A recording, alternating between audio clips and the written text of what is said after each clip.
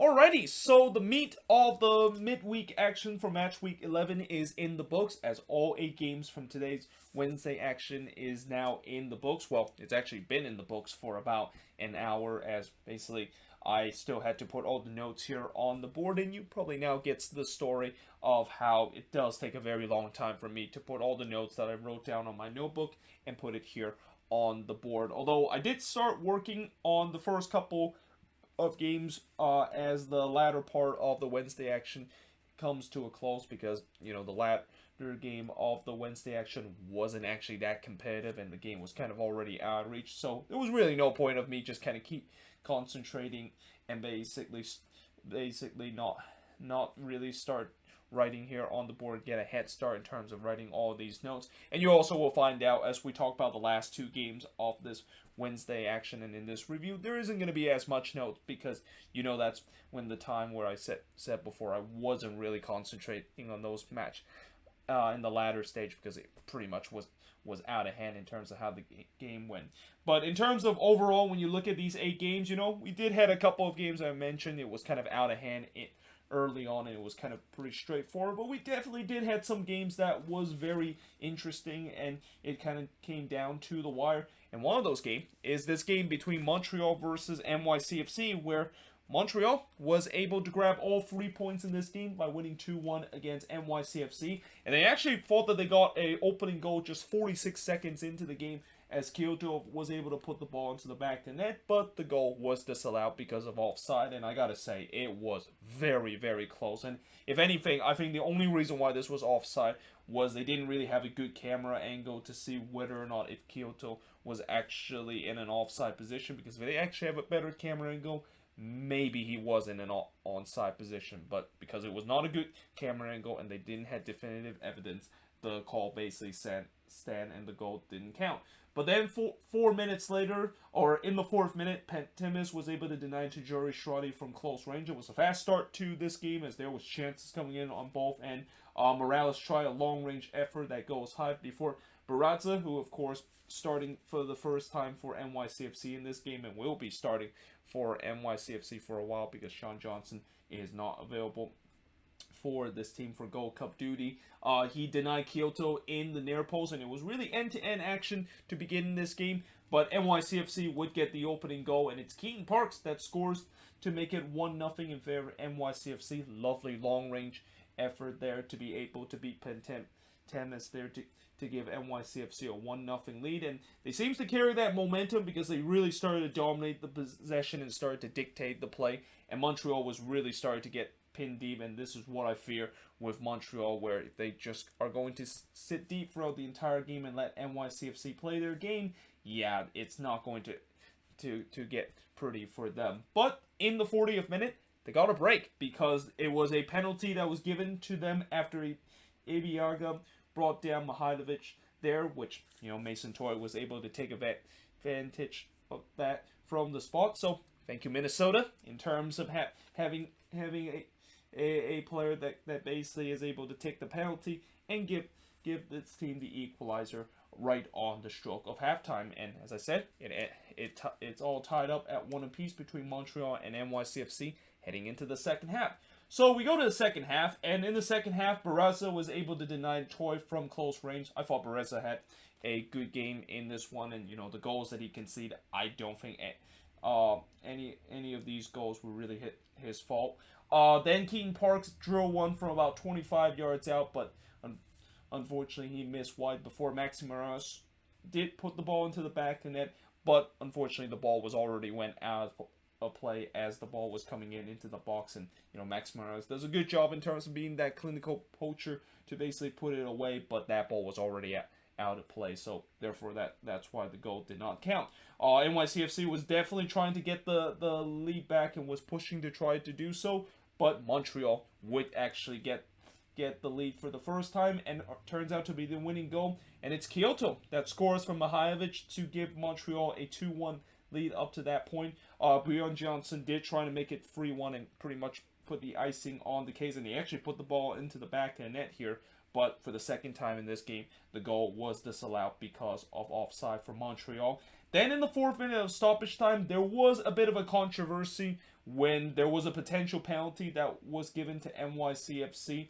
But apparently the reason why it wasn't given is because there was an offside before that play. And when you look on the replay, again, that was very close in terms of seeing whether or not if it was offside. And it's kind of just reiterate what I said earlier, where it wasn't really in a good camera angle where it's definitive enough to say whether or not if it's onside or offside. So I guess maybe they decided to stick with the original decision, which is they said it was an offside call before that foul, of course, occurred. So therefore, there was no penalty awarded to NYCFC, and Montreal is able to hold on to win 2-1 in this game. As the shots in this game, 8 shots compared to 10 that NYCFC had. Both teams had 4 shots that was on goal, 2 shots off target compared to 6 that NYCFC had, 2 shots that was blocked compared to none that NYCFC had, and possession-wise, 59% possession compared to 41% possession that Montreal has in this game. And with this win, Montreal is now back above the red line right now, while NYCFC is starting to falling down in the table. Remember when they had that good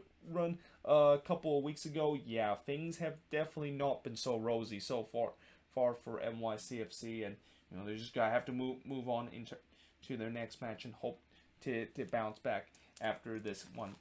But now moving on, in terms of the next match, is going to be Chicago. So I said before, coming into the preview, of how I was really going to keep an eye on this game because, not just because I was going to listen Arlo White commentating this game, which I was very disappointed to find out that this game was on Twitter, which means it denied me to hear Arlo White basically commentating this game, and you know how much I love when Arlo White is commentating a soccer game. So yeah, basically I kind of put this game 90% of the time on mute there and didn't really listen to the audio because, whenever there's a Twitter stream, I never listen to the commentary because I know it's going to be absolutely horrible. But one thing I was also keeping an eye on this game is that can Chicago actually for once show some consistency? I mean, after that big win against Atlanta, sure, it was a great performance for them, but can they keep it going in this second game in a row? Can they, for once, actually follow up the momentum that they had in the previous game? And for once, they did. Although early on, it definitely did not look like that was the case against Orlando City. Though in the 5th minute, Frankowski did hit one high from 12 yards out before the post denied Frankowski and the Fire the opener. I also kind of put here on the board, I was very irritated when the Twitter announcer always announced, or not better, but more like butcher the name Michel. They're like, they keep calling Benji Michel Benji Mitchell. No, it's not Mitchell. It's Michel in a French way. Now, I don't know exactly if Benji Michel actually have some French connection, and I'm assuming he probably does because, anytime when your last name is pronounced in a French kind of pronunciation, you must have some connection in terms of that. But the fact that they keep saying Mitchell and this is not the first time I've heard them saying it. Like in previous Chicago Fire game when it's on Twitter, or previous Orlando City game that is on Twitter, they keep butchering that name, and it's it kind of drives me nuts. And I know I'm a person that tends to butcher a name before, but when I hear like an announcer to do so, and especially an announcer that gets a chance to practice and they still butchered it at the same time, it just makes me very, very annoying. And it's also another reason why I hate Twitter and why I don't really listen to the audio. And this was really the only time I actually listened to it. And as soon as I listened to that, and immediately when they butcher his name, I basically turn it off. I'm like, yeah, they're going to pronounce his name wrong throughout the entire game, and they're not even going to try to change the pronunciation. So yeah, so that was just something I wrote there on the board to kind of get out like my mini rant about Twitter, and also just kind of something to note for. But in the 21st minute, Shuttleworth with absolutely robbed Van de Vader after just a bad giveaway from the Chicago Fire. There was a couple of good chances from both teams, but I kind of feel like neither team really find that killer finishing, and Orlando City probably saw that and they said, yeah, we'll show you what a clinical finishing is. In fact, Andre Pereira will show me how a clinical finish is, because this was a great goal that he basically hit one from long range and give Orlando City a 1-0 lead. But Chicago were able to answer right on the stroke of halftime. And it's Boris Sekulic that scored for Madron to tie the game up at 1 apiece. Madron had another great game, and you kind of start to see that he is becoming that playmaker that the Chicago Fire desperately want him to be, because I think he's also leading the team in terms of the assist chart for the Chicago Fire. But we head to halftime with a 1-1 tie between both of these teams. Now in the second half, Orlando City looked to try to get that lead back as Shuttleworth was able to deny Michel, who went through on goal. Orlando was definitely once again on the front foot early in this game, but then in the 57th minute, it looked like the Fire score against the run of play, and it's Robert Beric, the one that looked like he, of course, score a goal and finally break the curse that he's been having this season of not allowing to score a goal. But it seemed like the MLS gods decided that, yeah, his curse has to continue. Although later on, eventually that curse did kind of come to end. I'll talk about it a little bit later. But yeah, that goal, of course, was disallowed, and the game remains tied at 1 apiece. Orlando, I also thought that, despite that chances, they still kind of started to dominate possession and really started to pin Chicago back. But then in the 73rd minute, this is when the MLS gods kind of feel like, yeah, I feel like Robert Beric kind of suffered enough, and we decided that we finally will lift the curse for him, as he finally, for the first time, gets on the score sheet to give the Chicago Fire a 2-1 lead. And, we saw kind of this happen last season when Robert Beric had a long dry spell period, and when the curse finally lifted to him, he started to bang in goals on a regular basis. So, hopefully that is going to be the same case for him this season, and if it is the case, then this is definitely great news if you're a Chicago Fire fan. But most importantly, that was also a goal that gave them the lead in this game. Orlando really started to put on the kitchen sink to push for the equalizer, and the 86th minute, they almost scored what looked to be maybe a short thing, a not only an equalizer, but a goal of the week contention, as Junior Urso almost had a spectacular scissor kick goal. Like, if that one went in, that is definitely going to be contention, if not win goal of the week this week. But Shuttleworth absolutely robbed him in terms of that shot. I thought Bobby Shuttleworth again had an incredible game in this one, just like the one in the last one against Atlanta United, making some big save. And then in the 6th minute of stoppage time, Ofer basically calls it a game as he scores from Frankowski to make it 3-1 in favor of the Chicago Fire, and that would be the final score of this game, as the Fire now have scored 9 goals in the last 3 games. And remember, this was a team that was struggling to score goals early this season. What a difference it makes when you have a team that is able to finally start to score some goals. And we would talk about a classic cliche of goals is definitely very contagious and also something that can lift a confidence of the team. Well, this Chicago Fire team, and especially this attack, after just a long dry spell period to start the season, once they start scoring the goals, you can see there is definitely a lot of confidence in this team. But in terms of shots in this game, 13 shots compared to 19 that Orlando City has, 9 shots on goal compared to 4 that Chicago has, 4 shots off target for the 5 that Orlando City has. Both teams had 5 shots that was blocked, and possession-wise, 53% possession compared to 47% possession that the Chicago Fire has in this game. And in the end, this is just kind of a classic example of what happened when one team was the more clinical side and the other wasn't. And in this case, for Orlando City, they was just not being clinical enough. And also, they kind of ran into Bobby Shuttleworth that, besides that one amazing goal that he unfortunately allowed in the 35th minute, he was making sure he was not allowing any more after that. So, yeah, for the Fire, they're definitely heading into the right direction, and let's see if that's going to be continue. While for Orlando City, they're starting to kind of head the wrong direction in terms of the fact that this is the first time they suffer back-to-back losses. And yeah, I don't want to say the thing, there should be some worry if you're a Lions fan, but, back-to-back losses, that's certainly something that I think a lot of Lions fans are not going to be very happy, consider they pretty much are able to pick up points pretty much every week in the beginning of the season before this mini rough patch that they are on, losing back-to-back games. But now moving on, in terms of the next match, is going to be the best game of the Wednesday action between TFC versus New England. And, I knew this was going to happen.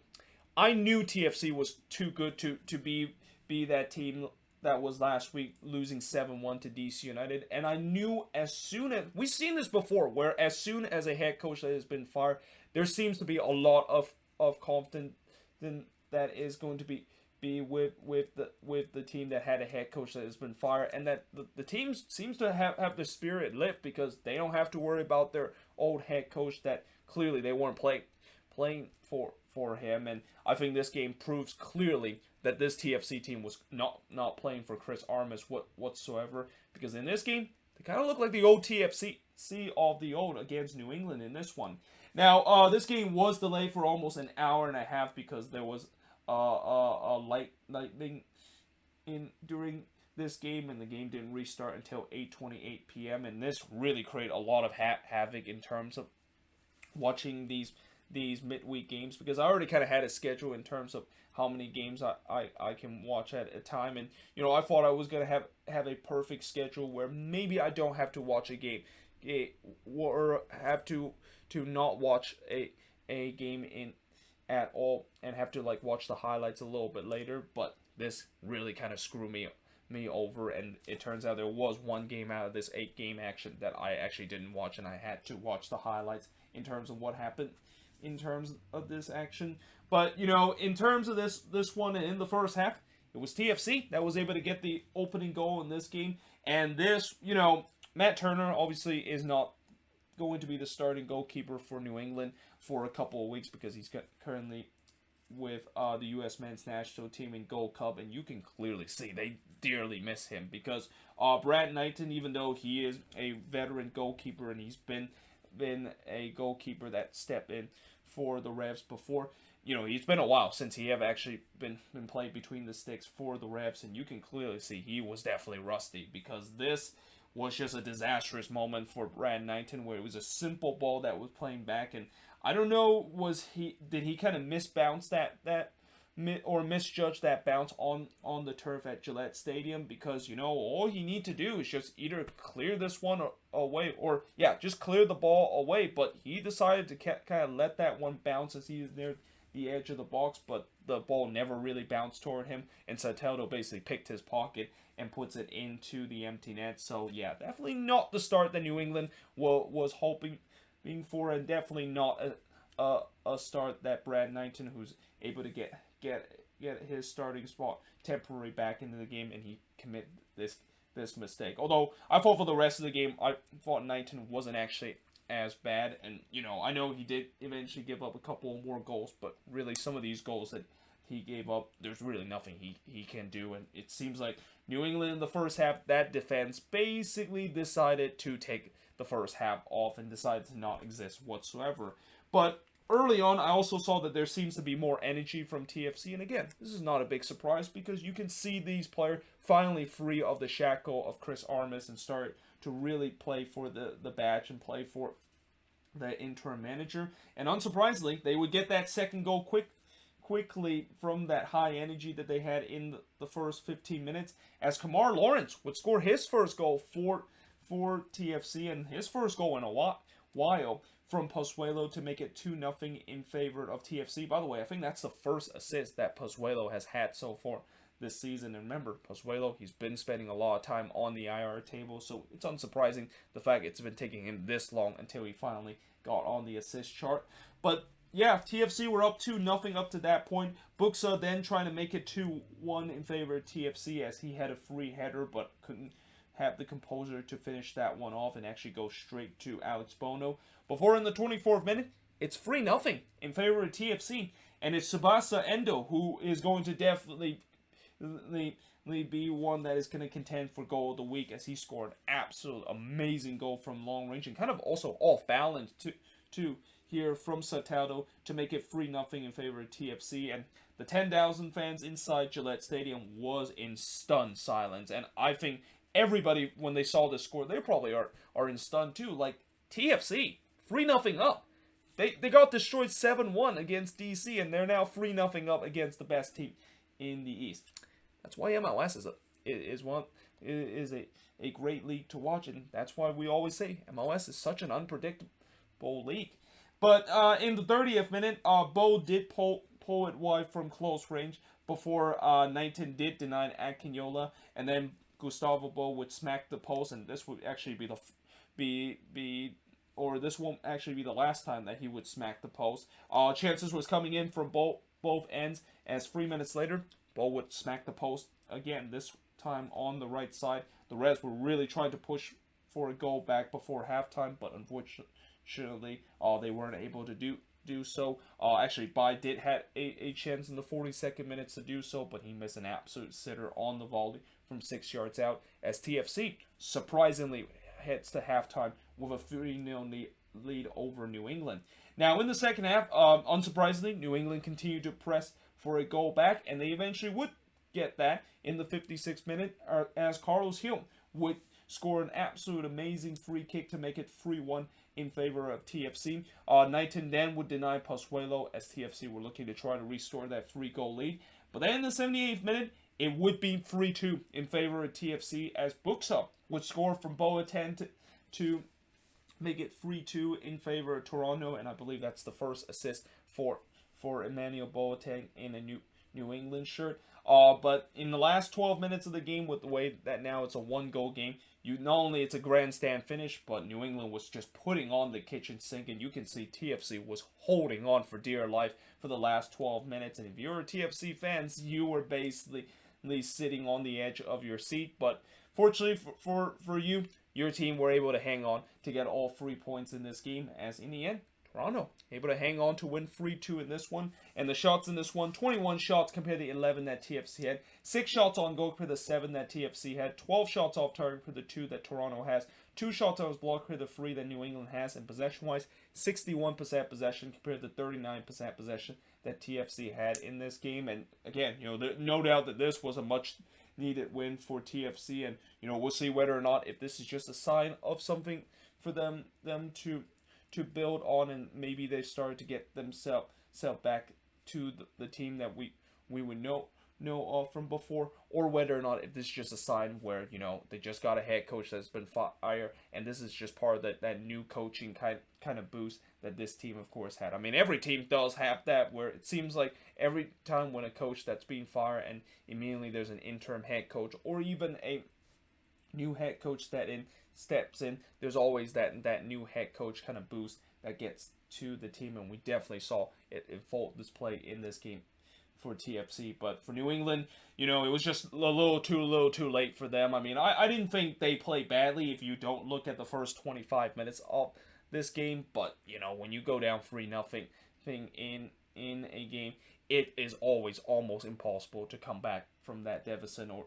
to even secure 8 points. In fact, it's very rare we see teams that come back from a 3-0 deficit. The last time I remember a team actually came back from a 3-0 deficit was actually TFC, involving that game between DC United. Remember, when TFC were down 3-0, they came back to make it 3-3 and even took the lead before DC United tied it to make that game being 4-4. But really, that was the last time I remember a team was able to overcome a 3-0 deficit when they're playing at home.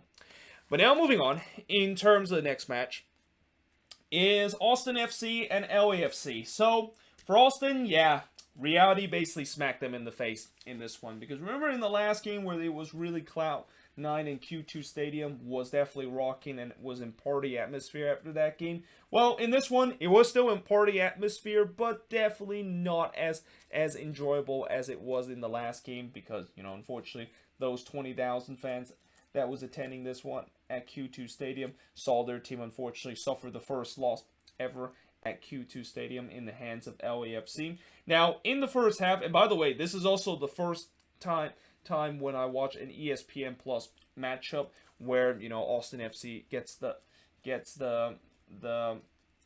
what should I say? They get to call the shot in terms of them being the main national broadcast on the ESPN Plus, because they're the home team. And I was kind of very interested to see what kind of commentator is going to be commentating these Austin FC game when it's on regional network.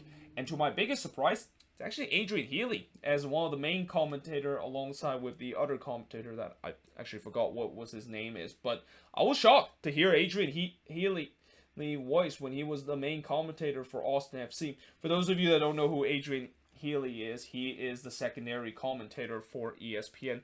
He actually has been commentating ESPN game lately since John Champion and Taylor Twellman has been commentating the game at the Euros. But Adrian Healy was actually the main commentator for ESPN for MLS or for MLS game on ESPN for a while until John Champion and Taylor Twellman basically stepped in terms of that role. So it was definitely refreshing to hear his voice again. I mean, I have heard his voice before in the ESPN broadcast, but it was kind of weird to hear him on a regional broadcast, and it just feels like it seems like we've seen. I'm here more times where you see some of these teams that I have hear these commentators that used to do national broadcasts, because I know for Inter Miami, Andreas Cornado, the main commentator for Inter Miami, he used to do BN Sport, and obviously we talk about the Chicago Fire with Arlo White. He of course do the Premier League games for NBC, and he still does it, but he temporarily is doing the main commentating for the Chicago Fire when the Premier League season is in its off season right now. Now in the 4th minute, Rossi did blaze it high from long range for LAFC as they look to get the edge early, but then Dominguez hits it just wide from long range in the 8th minute. Then Jimenez looked like he was trying to lash one from long range and almost scored another amazing goal, but unfortunately he hits this one wide. And early on it definitely looked like Austin was hungry to try to get that opening goal. Romero then denied Kekuta Mane from close range. Before in the 23rd minute, LAFC looked like they scored against the run of play as Carlos Vela was able to score the goal, but unfortunately the goal was disallowed, and it's not because of offside, but it's because of there was a foul that was leading up to the play, and apparently it was Raheem Edwards that committed a foul on Alex Ring. That was the reason why this goal didn't count, because it happened during the build-up. But nevertheless, LAFC did take the opening lead of this game, and it happened 16 minutes later as Cifuentes would make it 1-0 in favor of LAFC, and this was a rare giveaway from Brad Stuver. Like I talked about Brad Stuver this season, definitely has a case that he could definitely be in contention for goalkeeper of the year. Well, this play is definitely not going to help his contention. I mean, he basically just passed this ball right to the LAFC attack, and yeah, that was definitely not a great moment for him, and a very rare time you see Brad Stuver make a mistake for this Austin FC side. But nevertheless, LAFC would take it. They leads at 1-0. They almost made it 2-0 just 6 minutes later, as right on the stroke of halftime, Carlos Vela blazed one high in the 2nd minute of stoppage time, and LAFC head to halftime with a 1-0 lead.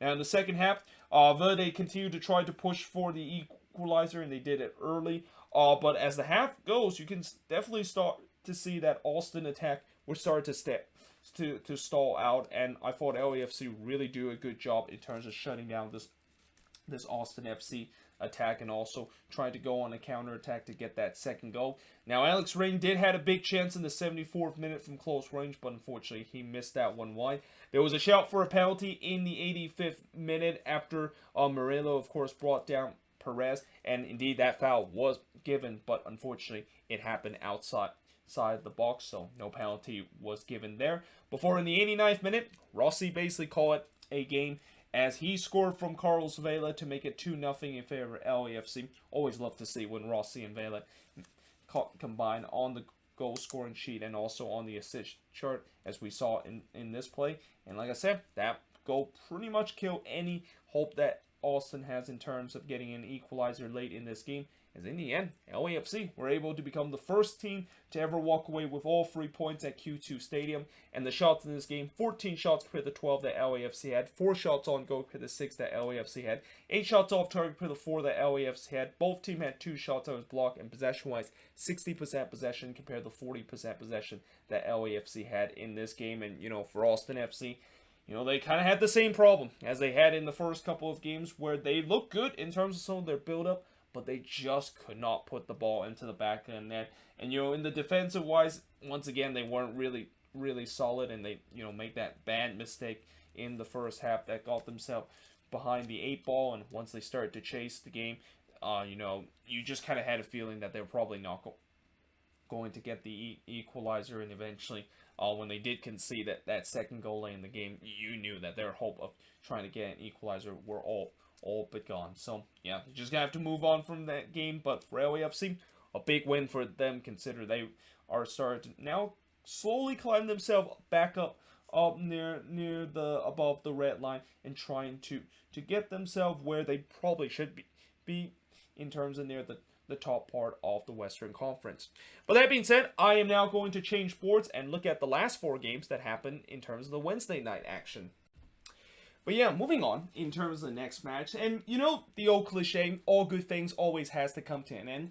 Well, for Minnesota, that cliche basically came true in this one, and you know, I know a lot of Minnesota fans are not going to be happy with this performance, and I myself am not happy with how the Loons play in this game, as this really kind of resembling the form that they were when they start the season 0 for 4, but you knew that eventually they were going to have one of these bad games where there was just nothing that kind of worked out for them. And, you know, coming into this game, when I kind of saw the starting 11 of this team, I had a feeling they were probably not going to win it, unless if their attack is going to be in tip-top shape, because, you know, this was a makeshift backline that the Loons were running in this game. And for the most part, this makeshift backline actually did relatively well, but it's the attack that was the big issue in this one. Now, in the first half, and one thing that I instantly noticed is that the Loons were actually wearing a weird combination kit where they decided to go with the River kit, which is the new turquoise kit that they gone with, and they wear that during away games. But instead of usually wear alongside with the same color as their shorts, they decided to go with the gray shorts, which is the one that they wear for their home kit. Now, last time when I talk about when the Rapids take on Minnesota, and I talk about how it was just almost impossible to kind of watch that game because the color contrast was very bad. So I guess maybe this is the reason why Minnesota decided to go with that weird kind of combination. But still, it definitely did not look good on TV, and it kind of almost summarized how they would play throughout this game, because in the 10th minute, Bassett would hit the post as actually the flag went up, so even if that went in, it wouldn't have counted. But Colorado was definitely pressing for the opener early. The makeshift backline, I thought early on, was holding up well, but I kind of had a feeling that eventually it was going to concede a goal because the Rapids continued to put on that pressure. Abubakar then tried an off-balance shot that goes wide before Bassett hit the top right of the post. And, you know, Cole Bassett, he's been just so unlucky in these last 2 games, because I thought once again he had another incredible performance, but, you know, unfortunately he just aren't able to get lucky with some of their chances. But, you know, my suggestion for him is just keep trying those shots. Eventually, one of them will eventually goes in. But yeah, the Loons, I thought they would just look like they were holding on for dear life, and it's just going to be one of those games where Adrian Heath is just going to hope that this team can sneak out of a 0-0 draw and basically call it a day. And it always frustrates me that is kind of like the performance that Adrian Heath decided to do, because you know most of the time that's not going to happen.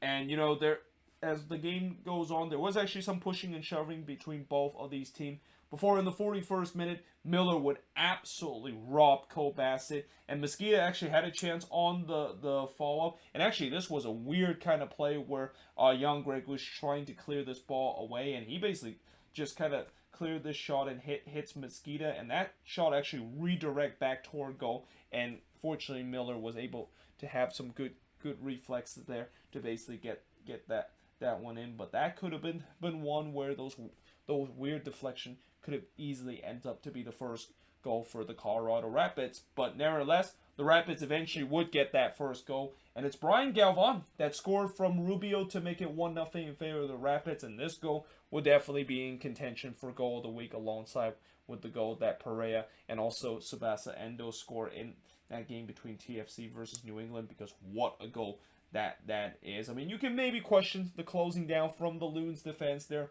but nevertheless, that's just one of those goals that you just kind of have to tip your cap off of your opposition, because that was just a lovely goal that the Rapids, of course, scored there.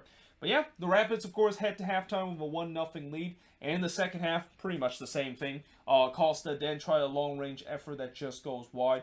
I thought the Loons attack need to really wake up, because they pretty much been non-existent throughout the game, and it turns out they didn't get the memo because the Rapids continued to attack. Shinishiki missed a free header in the back post, followed by a mad scramble in the box, but Colorado could not capitalize. But you can definitely sense that Colorado was pressing for that second goal, and it just kind of feels like this next goal was most likely going to come from the Rapids, and indeed that was the case, as it's Shinishiki, the one that make it 2-0 in favor of the Rapids. If you're a Loons fan and you turn off the TV at this point, I would not blame you whatsoever, because it feels like that was game, set, and match. Obviously, I didn't not turn off the TV there because, I had to watch all of these games, and as bad as sometimes my team can get badly beat, I still have to watch these games because I, have to do the review in terms of talk about what actually happened in some of these games. Now, in the latter minute of this game, Minnesota did get their first red card of the game, and it's actually Abila, the one that gets the red card. Now, originally, I didn't see anything that would think that Abila should get a red card out of it, but then when they did show on the replay, and I was actually watching the Rapids feed here, yeah, I can see why exactly he got the red card. He was basically trying to do a cheeky kind of punch, and that is something that, yeah, you're not allowed to do. So, nevertheless, Abila, of course, was sent off there just to kind of compel the misery that Minnesota had in this game. But yeah, ultimately, the Rapids was able to win 2-0 in this one, as the shots in this one, 13 shots compared to 7 that the Loons had, 5 shots on goal compared to 2 that the Loons had, 5 shots off target compared to 2 that the Loons had. Both teams had 3 shots out of block, and possession-wise, 54% possession compared to 46% possession. And, for Minnesota, all I'll just say is, it's just one of those days. I mean, I know a lot of Loons fans will be upset about this result, but, it's been a great run for this team. Like, the way that this team has recovered from that 0-4 start to go unbeaten in 7 games and get themselves above the red line, which, after this game, I haven't checked the standings yet, but I think they're either going to be just above the red line or currently below the red line right now. It's still a good progress considering this team start 0-4 to begin the season. Now, that being said, it doesn't get easier for Minnesota because guess who they get to play their next game? Oh yeah, that's right. It's the team that I am wearing the jersey right now for this review. That is the Seattle Sounders, which, speaking of which, moving on in terms of the next match. And by the way, the reason why I'm wearing Seattle is because history was made at Lumen's Field, as the Seattle Sounders has officially broke the record as the longest unbeaten run to start the season, as they have broke the mark that the 2012 Galaxy set where they gone to start the season with a 12-game unbeaten streak, and now the Sounders basically broke that record as they were able to win 2-0 in this game against the Dynamo and push the record now to 13 games to start the season unbeaten. Although they did kind of have to wait a while to get their first goal in this game, but it did look like it was going to come very, very early in this one, as Ruidíaz actually hit the post in the 7th minute. Madrona then tried an off-balance shot that goes wide, but you can definitely see the Sounders, unsurprisingly, was on the front foot in this game. But in the 18th minute, Stefan Cleveland definitely got away with a mistake where, I think the Sounders announcer later mentioned this, and Keith Coughlin kind of mentioned this a little later, but he made the same mistake that he did in that Whitecaps game where he came off his lines way too early, and basically because of that I think it was Caicedo, the one that was able to round him and basically puts it into the empty net. Now, he is very fortunate in this incident that of course was not the case, but yeah, that is something that I think Stefan Cleveland need to clean up, because those kind of mistake, that is something that he definitely should not be making, and also hence why exactly he is a backup goalkeeper of Stefan Frey. And also, despite he has made some of these mistakes, I still think Stefan Cleveland has done well in this backup role. And you got to keep in mind, a lot of teams, when you have your starting goalkeeper compared to their backup goalkeeper, the quality definitely does drop after that. But that's not the case for the Sounders. It seems like both Stephen Fry and Stefan Cleveland has done a relatively good job for the Sounders. It's just that Stephen Fry has been more of a goalkeeper that you will never see Stephen Fry make those kind of mistakes. But unfortunately for Cleveland, it seems like we have seen him make those kind of mistakes now twice in these last couple of weeks. Now, in the 21st minute, March was able to deny Montero, who had a free header, and I thought March had another good game in this one. Tried to keep the Dynamo as long in this game as long as possible. Before Ruidíaz just missed wide from close range in the 24th minute. Paulo then puts one high from long range in the 32nd minute, followed by March was able to deny Montero from short range in the 38th minute, and we head to halftime 0-0 between both of these teams.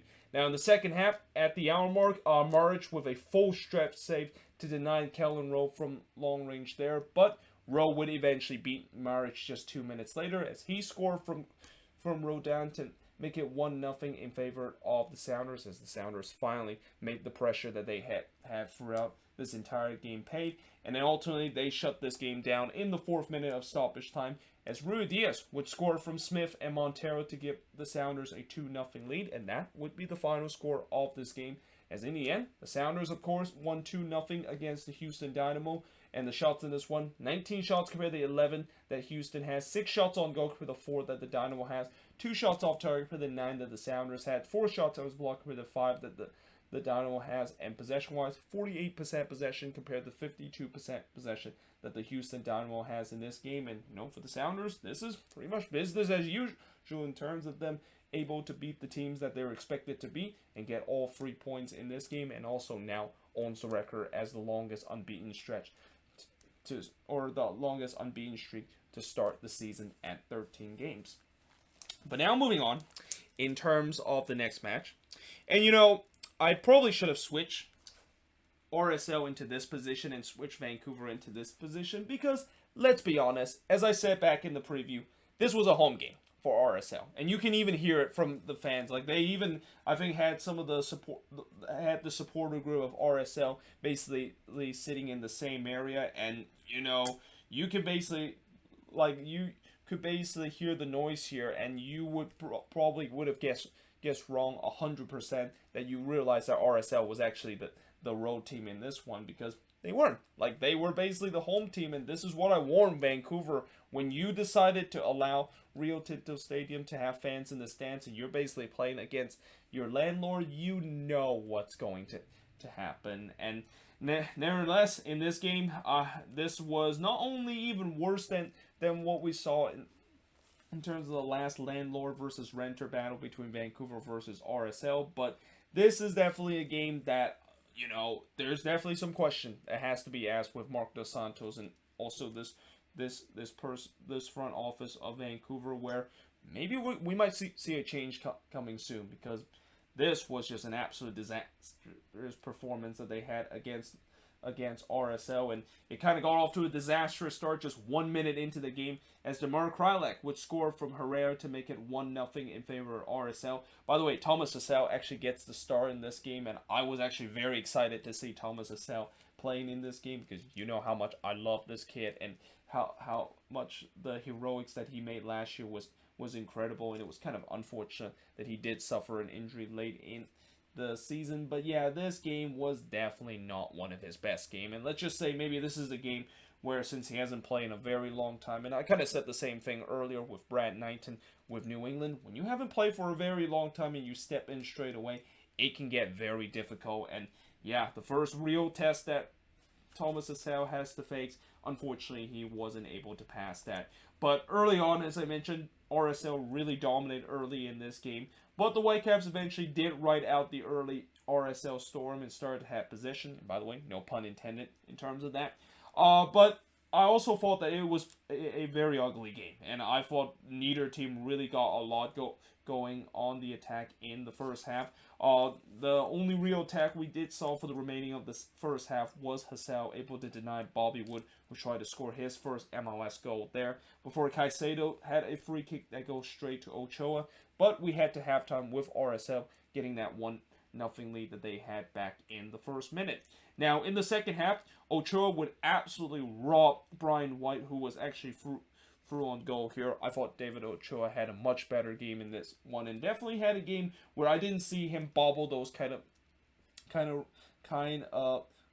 rebound or those saves that I usually see how sometimes he basically allow a juicy rebound once he make a save or trying to jump up to try to get the ball. But in the 53rd minute, Caicedo did drag one wide from close range before Thomas Hassel was able to absolutely rob Damir Krylak there in the 56th minute, but that was all for naught because just 1 minute later, Krylak would end up on the score sheet again as he scored from Justin Meram to make it 2-0 in favor of RSL. Hassel then robbed Rubin as Rusnak, who tried to follow that one up, wasn't able to put that one on target. Gutierrez then blazed it wide from long range in the 65th minute. Before Vancouver, I just thought that they just were not being clinical in the final third. Like, it's not like they were being completely outplayed in this game, but they just didn't really have that clinical finishing that they need to maybe get themselves back into the game. But that being said, they did still try to push to get one back late in this one.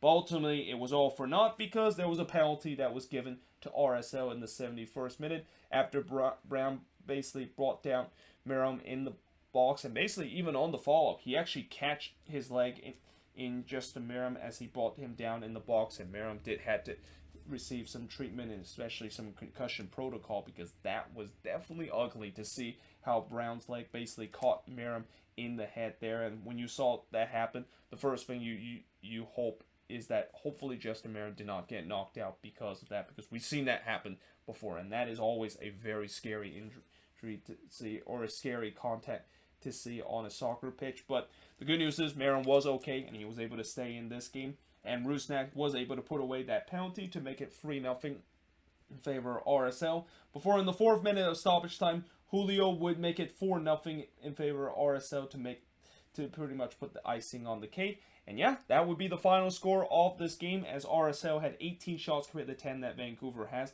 8 shots on goal compared to 2 that Vancouver has, 3 shots off target compared to 4 that Vancouver has, 4 shots that was blocked compared to 7 that RSL had, and possession-wise, 55% possession compared to 45% possession that RSL has in this game. And like I said, things are just getting worse and worse for this Vancouver Whitecaps team, and I won't be surprised if there is going to potentially be a personnel change that's going to happen with this team in the future if this downward spiral continue to unravel.